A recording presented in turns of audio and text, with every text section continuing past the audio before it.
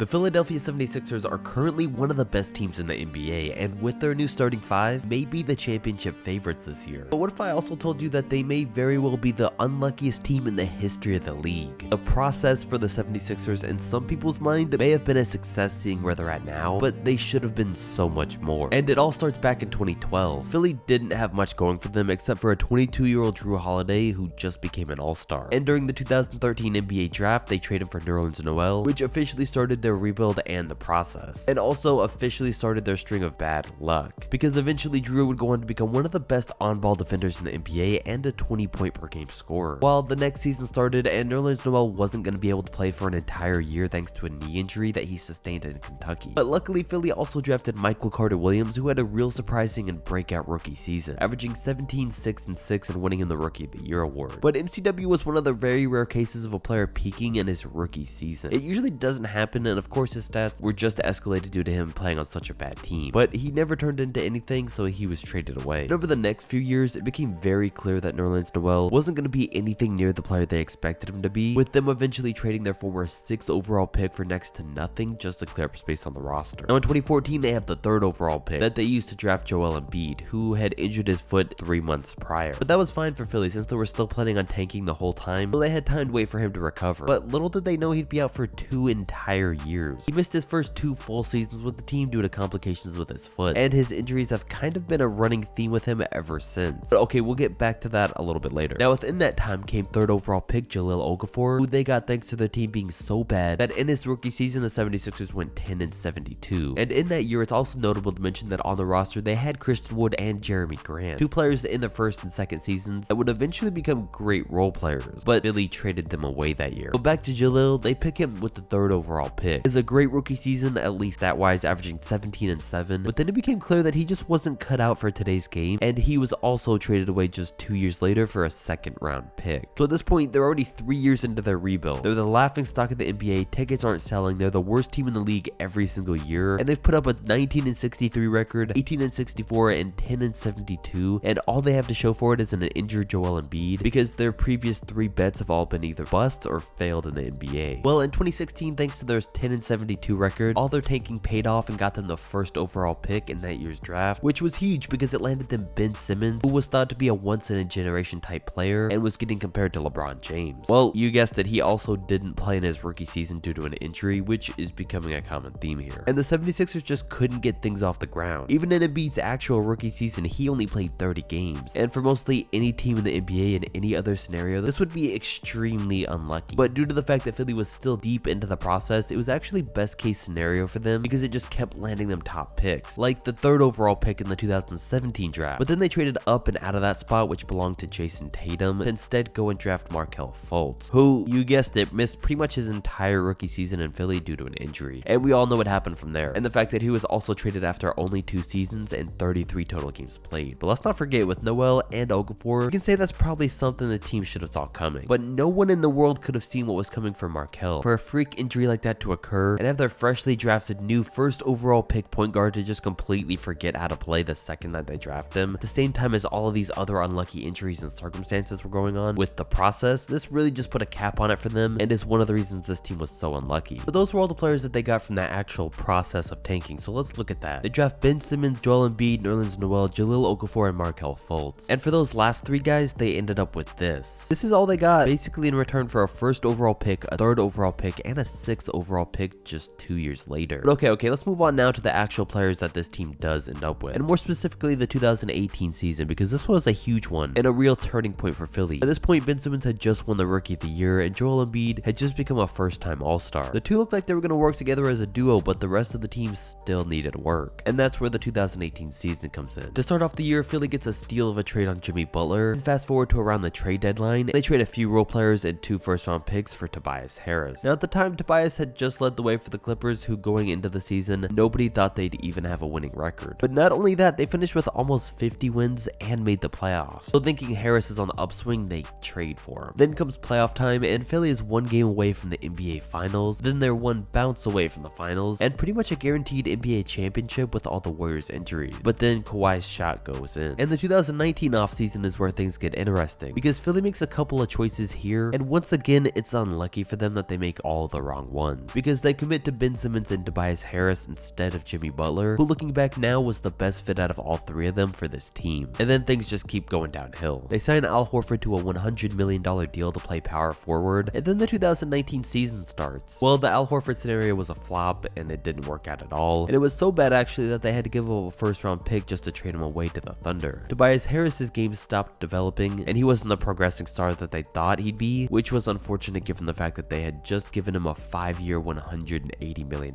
contract. Jimmy Butler instead joined the Miami Heat and almost single-handedly led them to the NBA Finals, and Ben Simmons did two things: got hurt before the playoffs started, causing the 76ers to get swept in the first round, and made it clear that he just wasn't going to develop a jump shot. Now let's break this down. The Al Horford scenario, it was bold, but luckily they got out of that. The Tobias Harris situation is something they've regretted still to this day, because it became clear almost immediately that they overpaid him, and they've been trying to trade him almost ever since. But when you give a non-all-star player a contract like that, obviously it's going to be literally impossible to trade, and that's what happened. They've had to watch Jimmy Butler play like a superstar and succeed ever since they let him walk away from the team, because they chose to commit to Tobias and Ben Simmons. And speaking of Ben Simmons, as we know, he would just refuse to shoot, so they had 2 first overall picks over these past 10 or so years, where one completely forgot how to shoot and the other completely refuses. You understand what bad luck they've had to have for all of this to go wrong? To draft 2 point guards completely incapable of shooting from outside the paint, with the entire process that Philly went through at this point and all the high draft picks they had, you would think that they should undeniably be the best team in the NBA by now, but it just never happened. But oh, don't worry, we're not done yet, because the bad luck rolls on, because in 2021 the 76ers tried trading Ben Simmons for James Harden. It backfires, the Rockets say no, so Ben Simmons starts to sit out the entire year until he's traded, and he actually does, which pretty much wasted an entire year for the team, only for him to actually get traded for James Harden this time, but to the Brooklyn Nets. And like, hold on, what kind of ironic coincidence is that? Ben sits out games because he's mad that the team tried to trade him for James Harden, and he actually still ends up getting traded for James Harden. But apparently it had been that, mental health issues, back problems, loss of respect from the organization, PTSD from passing up that shot, and just about every single excuse imaginable for him to not play, and we're still not sure what's wrong with him today. But Philly was just excited to get him gone. So they bring in James Harden, and the duo of himself and Joel Embiid at least had me with Kobe and Shaq vibes. But then that didn't really happen. Harden collapsed in the postseason, and Embiid called him out for not being with the Rockets' James Harden anymore. Oh, and let's not forget to mention that they got eliminated by the Miami Heat and Jimmy Butler, which still came back to bite them one last time. But as for Harden, after going through all that with Simmons, they finally get the player they wanted all along, and apparently he's just not the same dude anymore. And now after everything they've been through, when you look at today's roster that this team's put together, it looks like the dream team's complete. It's just that we're still not sure what to expect next year. Plus on top of that, the one draft pick that actually worked out for Philly and Joel Embiid is also one of the most fragile players in the NBA. He has just as many seasons playing over 60 games as he does playing under 51. He sustains at least a few minor injuries every single year, if not a more severe one. He was even on pace to win an MVP not too long ago, but then he missed too many games and got taken out of the discussion. And it seems like every year in the playoffs going in, he's either not 100% or he gets injured during them. Listen, I'm pulling for the 76ers next year and I want to see them win a title, but James Harden's the wild card here. No matter what happens in the future though, I think it is hard to disagree with the fact that up until now, this has got to be one of the unluckiest NBA teams of all time.